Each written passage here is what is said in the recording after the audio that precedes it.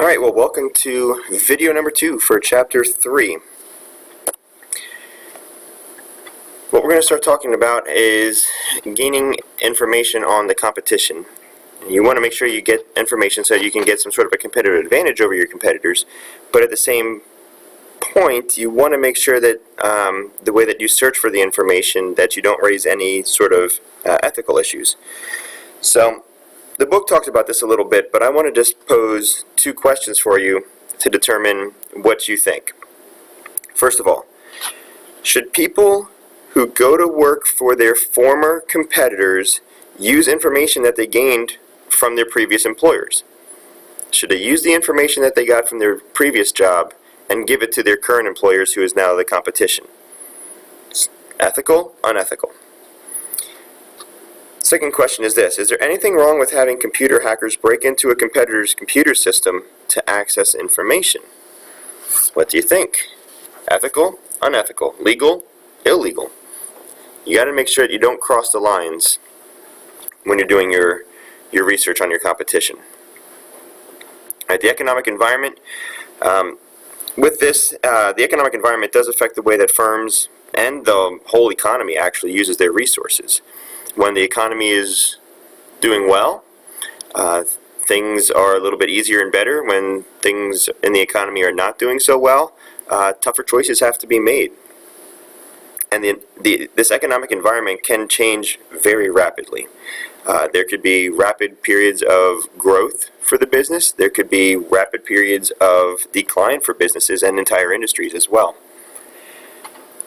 You have to understand that during a recession, your marketing strategies have to change. You have to adjust based upon how much money is coming in and going out. You have to adjust based upon the overall conditions of the market and the economy in general.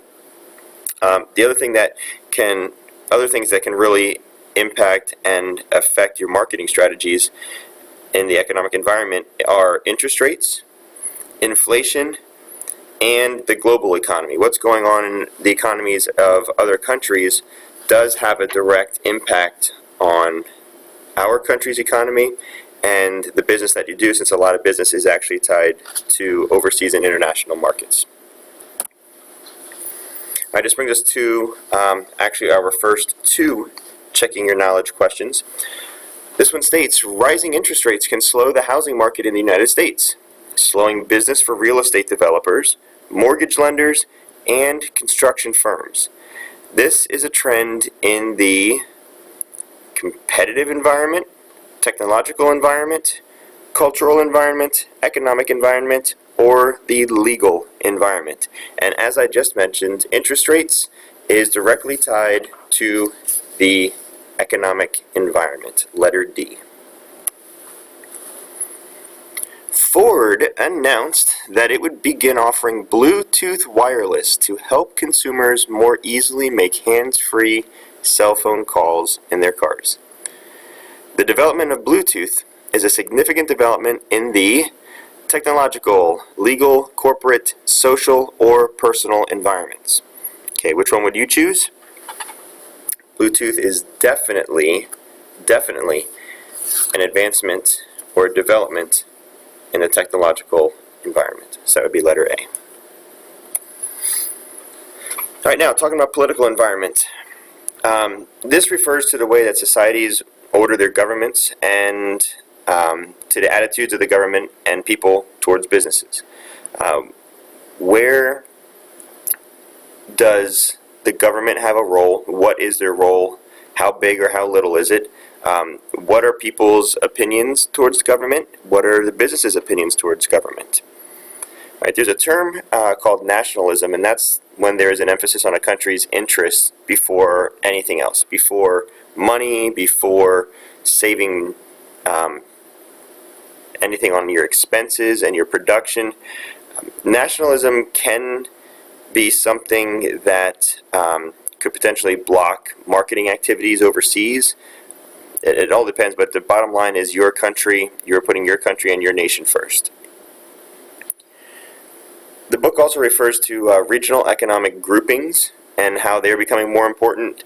2 examples of those are the European Union, the EU, which has a unified and solidified European markets, and also NAFTA, which is a North American Free Trade Agreement, which opens up trade among countries in North America. It breaks down trade barriers, so that's a good thing as well.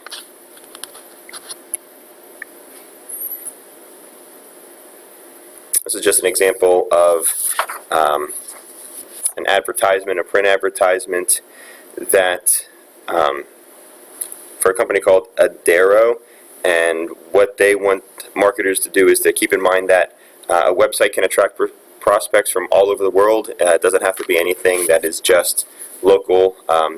Just to keep in mind about the international markets and how they're available by just simply creating a web page as well. Legal environment. What you see here is from Exhibit 3.3, pages 75, 76 in your book. And the legal environment refers to any of the rules, laws, standards that are set for conduct. These rules, these laws are and can be enforced by legal power. And starting in the late 1800s, the United States Congress passed a number of laws that you see listed on the screen that were designed to encourage competition. And each of the laws regulates different aspects of the marketing mix. So what I want you to do, remember, you don't really necessarily have to remember the dates. What I want you to have is an idea of what happens in each of these. The Sherman Act deals with conspiracy or restraint of trade, any kind of trade constriction. The Clayton Act, what this does, it significantly lessens the competition by controlling how firms sell some products. Federal Trade Commission Act, what this one focuses on is any kind of unfair methods of competition. For example, the book refers to deceptive selling practices, any kind of deception that goes on. That's the Federal Trade Commission Act. The Robinson-Patman Act, this is controlling any practices that might injure the competition. I think the book uses an example. If one company uses their power to get particularly low prices, Walmart has been accused of this as well. But if they can do that and then try to push all the competition out, all right, this is covered in the Robinson-Patman Act. Wheeler-Lee Amendment, what this does, governs unfair and deceptive practices like deceptive packaging or deceptive advertising. They really watch more of like the packaging and the advertising aspects in this particular amendment. The Anti-Merger Act tries to maintain competition by limiting a firm's ability to buy the competition. You want to make sure that they don't buy out all the competition, all the producers, all the distributors, to try to eliminate competition that way and to better themselves. And lastly, the Magnuson-Moss Act. This focuses on any kind of unreasonable practices around the focus of the warranties. Anything that's unreasonable, unrealistic in regards to warranties, they watch out for that. So there's just a quick overview for the different legal anti-monopoly laws as shown in Exhibit 3.3. Two major consumer protection agencies, the FDA, Food and Drug Administration, and the Consumer Product Safety Commission, the CPSC. The consumer protection laws are nothing new to us. Sellers are required to be truthful, honest, hold up their ends of contracts, stand behind their products.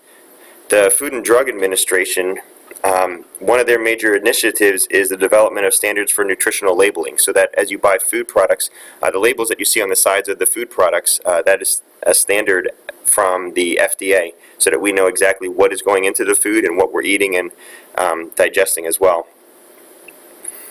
The Consumer Product Safety Act, which was 1972, empowers the Commission to remove any unsafe products from the market. If Consumer Product Safety Commission feels that there is a product that is unsafe, that is doing more harm than good, they have the legal right to be able to remove it from the market so people do not continue to get hurt by that.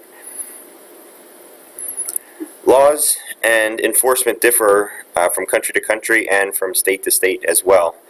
Because legal environments are closely tied to the national government, the laws and the way that they are enforced can be significantly changed and different all around the world.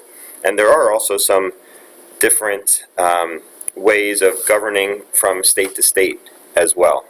Not as big as country to country, but also there are some from state to state. All right, next, checking your knowledge. Many states have appointed or elected commissions that oversee the business practices of utilities and other industries that serve the public interest.